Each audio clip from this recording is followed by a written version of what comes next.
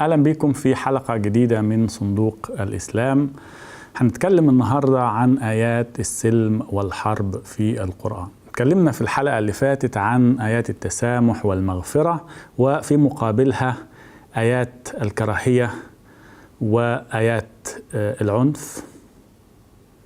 هو نفس المبدأ، لو هنطبقه هتلاقي دايما تعامل القرآن مع آيات السلم والحرب هو نفس الاتجاه. في البداية الإسلام جاي برسالة وما عندوش جيش، و10 سنين الأولى، ال12 سنة الأولى من الدعوة مفيش جيش، مفيش قدرة على إنك تجبر حد على أي شيء. فمن الطبيعي إن تيجي آيات تقول لك ادعو إلى سبيل ربك بالحكمة والموعظة الحسنة، واصفح الصفح الجميل،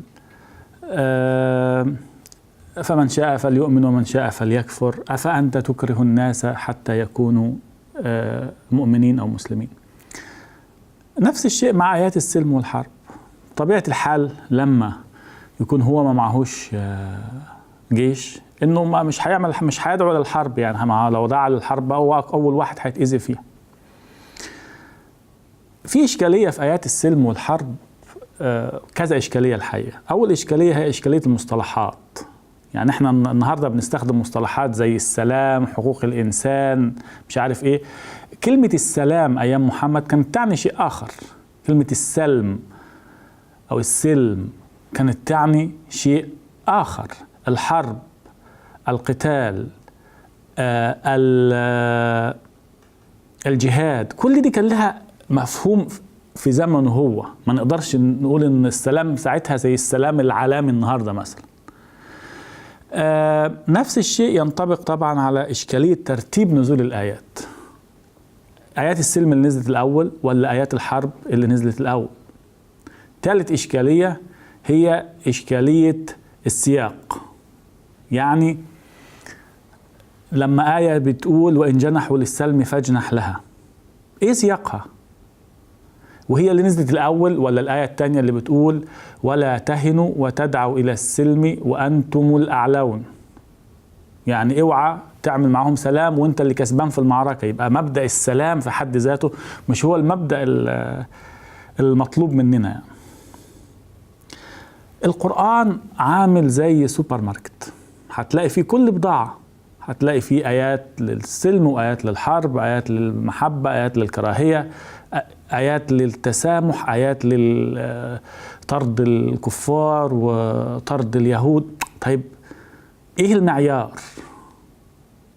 بس زي ما في كل سوبر ماركت بيكون البضاعة اللي فيه عليها ختم انتهاء الصلاحية، القرآن زي كده برضه.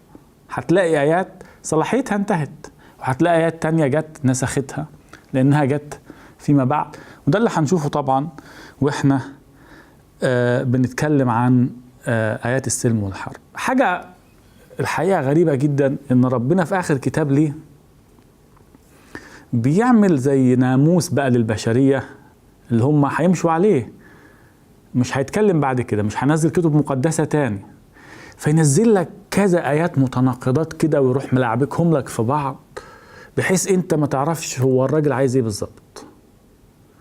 ويترتب على الآيات دي حملات وغزوات وحروب بنسميها فتوحات من ساعة محمد لحد الدولة العثمانية لحد داعش، وهم ماشيين على نفس النمط. ربنا قال اعملوا في الكفار كذا، اعملوا في اليهود كذا، اعملوا في المسيحيين كذا، اعملوا في المنافقين كذا. فيعني ايه الحكمة يعني ان يسيب الكتاب كده يقول لك اصل دي مسألة تأويل وتفسير؟ طيب هو يسيب الموضوع كده للتفسير والتأويل وملايين البشر يتقتلوا وهو يجازف الموضوع ده؟ وايه الحكمة وراء كده بقى؟ هيقول لك لحكمة لا يعلمها الا الله. هتاخد اول مبدأ في القرآن اللي الجماعة الحلوين بقى لما يجوا يكلموك عن التسامح والسلام في القرآن يقول لك موقف القرآن من القتل واضح. واضح ازاي يا عم الحاج؟ هقول لك اقرا معايا الآية بتاعت سورة الأنعام اللي بيقول فيه ايه؟ قل تعالوا أتل ما حرم ربكم عليكم ألا تشركوا به شيئا وبالوالدين إحسانا ولا تقتلوا أولادكم من إملاق نحن نرزقكم وإياهم ولا تقربوا الفواحش ما ظهر منها وما بطن ولا تقتلوا النفس التي حرم الله إلا بالحق وصاكم به لعلكم تعقلون ولا تقتلوا النفس التي حرم الله إلا بالحق. على فكرة الآية دي مقصوصة كده من الوصايا العشر. هو محمد كان بياخد وصايا اليهود ويوزعهم على القرآن كأن القرآن هو اللي جاء بيهم. يعني لو انت خدت الوصايا العشر كده هتلاقي فيها ان اول حاجه لا تتخذ آلهة جنب الله، وهتلاقي لا تقتل، هتلاقي لا تزني. لا هو خدهم كده بس وزعهم على القرآن، مش ما حطهمش العشرة على بعض عشان يبدو وكأنه انه هو اللي جاي بيهم كأول واحد يعني. بس نرجع لمبدأ في الوصايا العشر بتوع اليهود هتلاقي لا تقتل نقطة، ما فتحلكش اي باب تاني ان انت تلتف على المبدأ ده. القتل حرام نقطة بس. لكن القرآن يقول لك ايه؟ ولا تقتلوا النفس التي حرم الله إلا بالحق. طب الحق ده بقى يطلع مين؟ حاجة كده مطاطية، اي حد على مزاجه هيقتل بالحق. هتلاقي داعش دلوقتي تقول لك بالحق معناها كذا كذا كذا عن فلان ابن فلان ابن فلان قال رسول الله صلى الله عليه وسلم، ويجيب لك اي حاجة. هتلاقي اللي بياخدوا الطرف الصعيد يقول لك انا بقتل بالحق لان الدولة ما اخدتش حقه وما اقتصتش من اللي قتل ابني، فانا لازم اقتله بايدي، ده بالحق. ففتح مجال بقى للتفسير بالحق دي، اقتل، خد راحتك خالص وتشعبط في ايه الا بالحق. دي حاجات يعني ده آية حياة او موت. المفروض تقول الحق ده 1 2 3 4 5 وبالتفصيل الممل. ما تقولش الذين يفسدون في الارض، ما هو برضه مش هتعرف تجيب لها يعني ايه فساد في الارض. يعني لو واحد بس واحدة في الشارع يبقى يفسد في الارض. لو واحد ترك الصلاة المفسرين بعد كده جم وعملوا بقى الا بالحق دي بلاوي منها، طلعوا منها بقى ايه مطوها، وطلعوا منها كل الاستثناءات اللي انت متخيلها بحيث ان القتل ده يطلع شيء طبيعي جدا. آية تانية من الآيات اللي هي المفروض ان هي بتحرم القتل يستشهد بيها دايما في حوارات اللقاءات الجميلة بتاعت حوارات الأديان دي، اللي أنا بسماها سبوبة حوارات الثقافات أو حوار الأديان. يجي واحد برضه شيخ كده يروح قاعد في غرفة مكيفة كده في فندق في أوروبا ويقول لك القرآن موقفه من القتل واضح، وفي سورة المائدة في آية يروح إيه قاريها من النص، لا يجيب أولها ولا يجيب اللي بعدها. فالآية بتقول إيه؟ من قتل نفسا بغير نفس أو فساد في الأرض فكأنما قتل الناس جميعا ومن أحياها فكأنما أحيا الناس جميعا. يروح ساكت، وكأن هو ده موقف القرآن فعلا من القتل. برضو الآية دي مقصوصة من النص أو متاخدة بالحرف من التلمود. لو انتوا شفتوا فيلم قائمة شندلر اللي بيتكلم عن الراجل صاحب المصنع الألماني اللي كان اشترى يهود من النازيين عشان يهربهم عشان ما يتقتلوش، ادوله خاتم هدية بعد ما أنقذهم مكتوب عليه الآية دي بالظبط دي من التلمود، من أحياها فكأنما أحيا الناس جميعا. ليه؟ لأنها موجودة في التلمود بنفس النص كده، وبرضه هي متاخدة من الوصية الثانية أعتقد من الوصايا العشر اللي هو بيقول لا تقتل. فهو تفسيرها كده انه من قتل نفس بغير نفس فكأنما قتل الناس جميعا ومن احياها فكأنما احيا الناس جميعا. يعني هو واخدها من اليهود. والدليل انك لو قريت الايات اللي قبلها هتعرف ان ده مش وصية اسلامية خالص، وان موقف الاسلام من القتل جاي في الايه اللي بعديها. احنا بنتكلم في المائده 32، موقف الاسلام من القتل في المائده 33. بس تعالى اقرا الايات اللي قبل وكأنما أحيا الناس جميعا عشان تعرف السياق. القرآن بيحكي قصة أولاد آدم اللي قتلوا بعض، قابيل وهابيل. وبيحكي القصة بقى بعد ما قتل أخوه، عايز يدفنه فمش عارف يعمل ايه، فجاء غراب نقر في الأرض وراله ازاي ان هو يحفر قبر ويعمله. فبتقول الآيات ايه قبلها بقى؟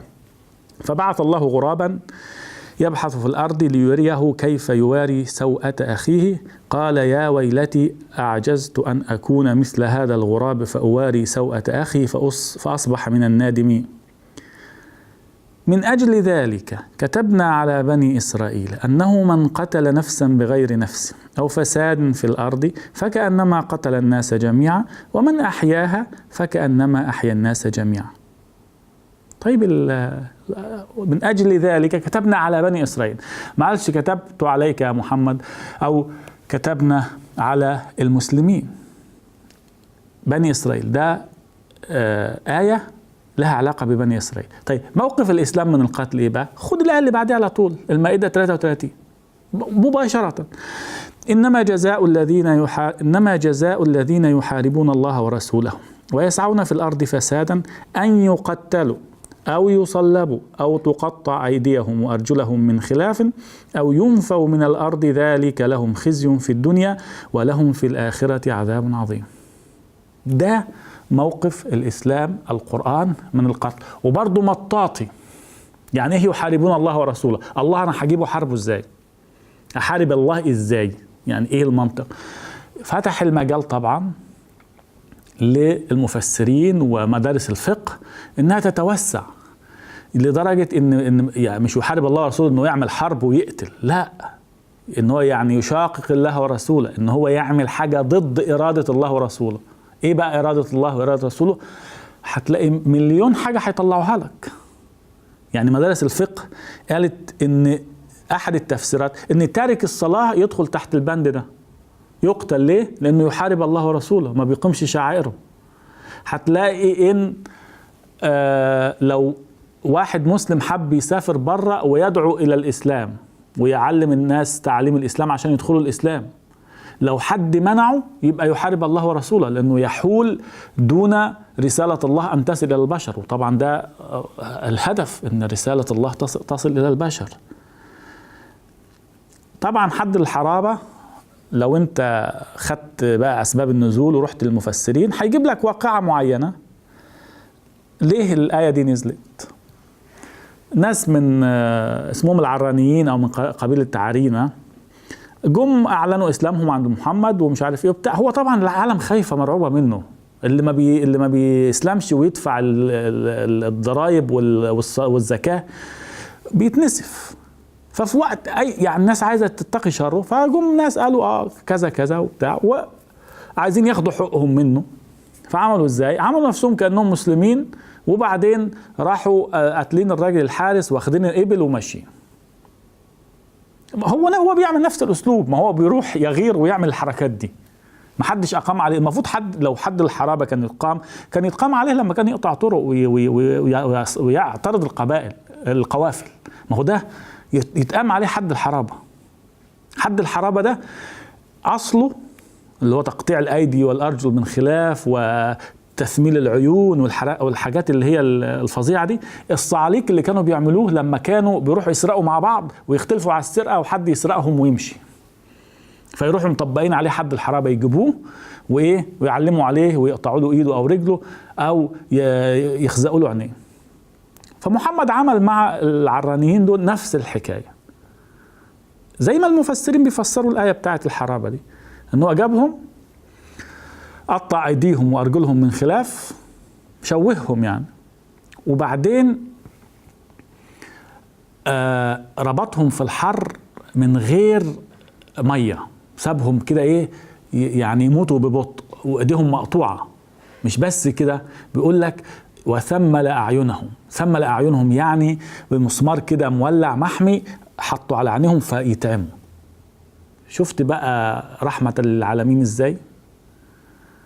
يعني متكتفين وايديهم ورجليهم متقطعين، يمنع عنهم الميه لحد ما يموتوا. ومش بس كده، لا، الساعات اللي باقيه من حياتهم يعميهم بمسمار محمي علشان شغل العصابات بقى. شغل الصعاليك بالظبط. ما هو الصعاليك في الوقت ده كانوا حبايبه وكانوا هم اللي بيساعدوه بقى في الغزوات بتاعته. فادي موقف ادي ومن قتلها فكانما قتل الناس جميعا. شوف بقى كام واحد اتقتلوا. شوف النضر بن الحارث اتقتل ليه؟ مش انت بتقول موقف الاسلام من القتل واضح. النضر بن الحارث اتقتل ليه؟ عمل ايه؟ هل قتل حد من المسلمين؟ ابدا. كل اللي حصل انه سأل محمد 3 أسئلة عجزوه. من ذو القرنين، أصحاب الكهف كانوا كام واحد، وما هي الروح.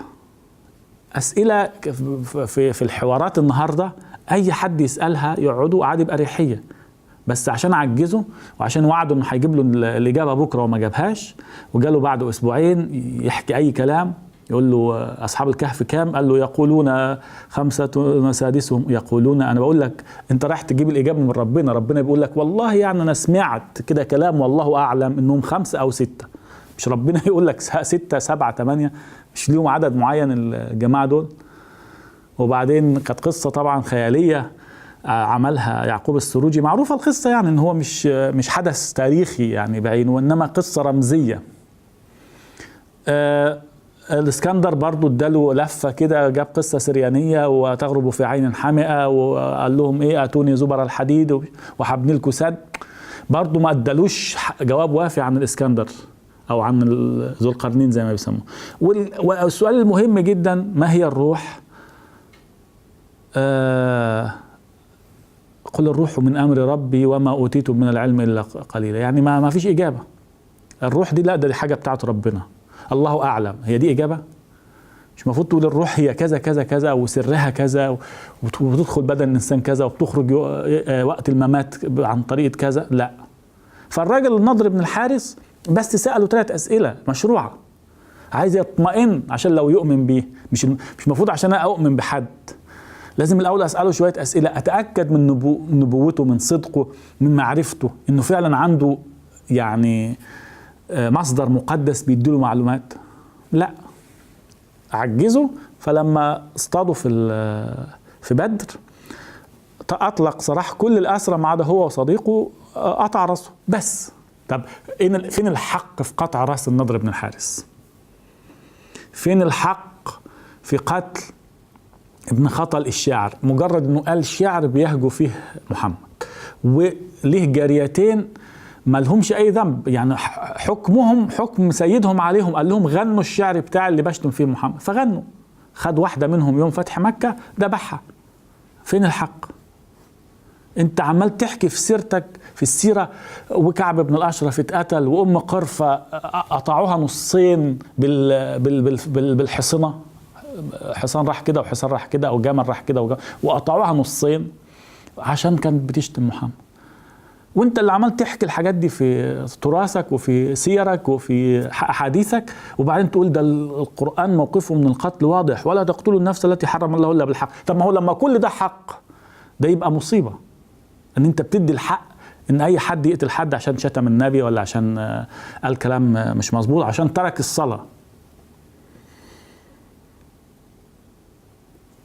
طبعا هنرجع لو خدنا بقى بالترتيب الآيات نزلت ازاي وبتتكلم عن التسامح وعن السلام ازاي.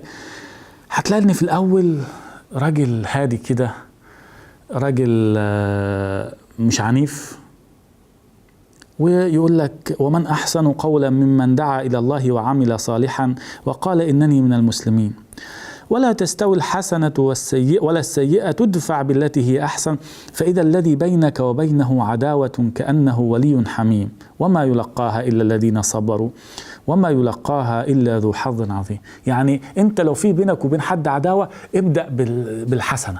يعني إيه؟ فهتبص تلاقيه كده بقى ولي حميم، هتلاقيه بقى حبيبك. شوف الجمال في البداية كده وبتاع. ليه؟ ما في إيدوش حاجة. هو لو في ايده سيف ما كانش الكلام ده كله. يعني هو في حديث كان يقول لك يا معشر قريش، كان بيعملوا لهم كده لقد جئناكم بالذبح، بس ما معهوش حاجة. لو كان معاه سيف في الوقت ده كان ذبح، ولما بقى عنده سيف ذبح. لكن هو ما عندوش لسه، بيتكلم بالايه؟ بالحنية.